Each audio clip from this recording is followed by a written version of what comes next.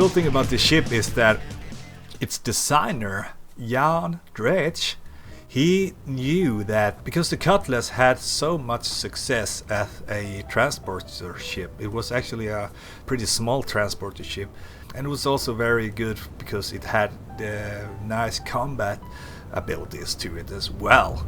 Dredge knew that he could like take the same design but do it just like hell of a lot bigger, and that's where this ship came about.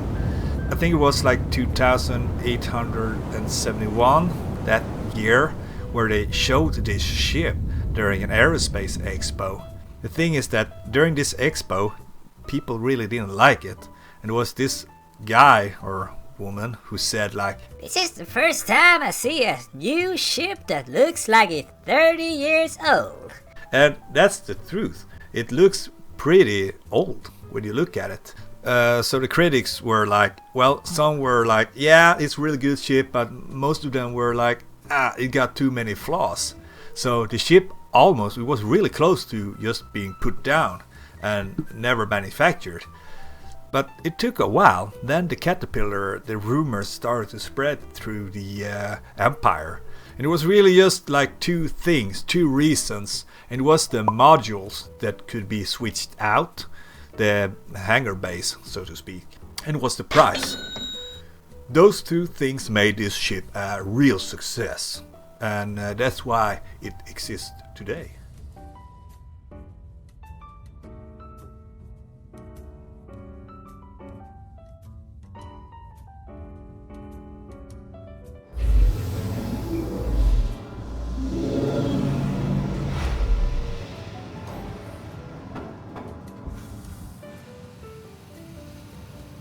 And there's actually a really cool story about those sensors in the front. I don't want to tell you about it. It's the Kesslering Heist. It's the one heist that was known to be the biggest heist of the century. It was like the year 2903 which this occurred. It was Emil Kesslering owned this mine in the Toil system. And his mining effort, they were like proven to be really useless, but they did however find something really valuable.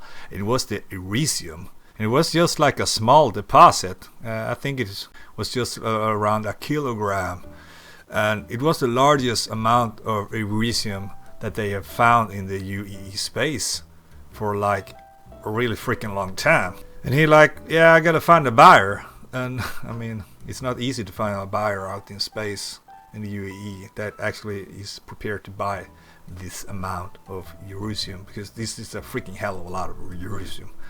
So they set out to meet up with this buyer, and they came across pretty heavy traffic, and there was one of the caterpillars in this traffic that just like took off from the lane, so to speak.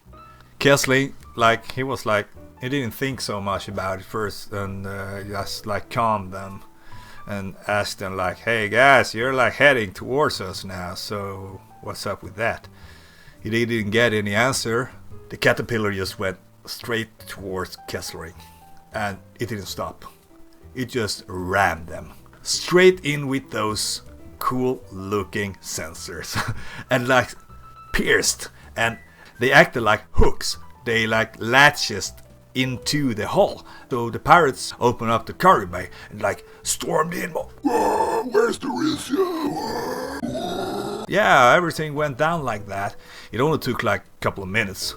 The whole security detail has been destroyed, and all the Kesslering transport was breached, and the Iridium was taken. Voila. Perfect heist.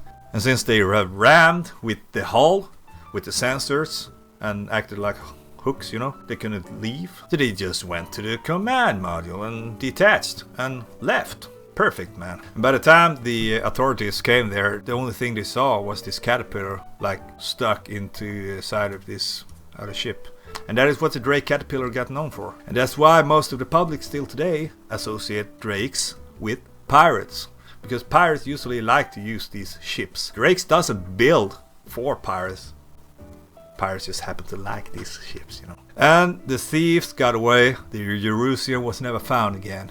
and that's the end of the story. And the year was 2903, and it was the crime of the century.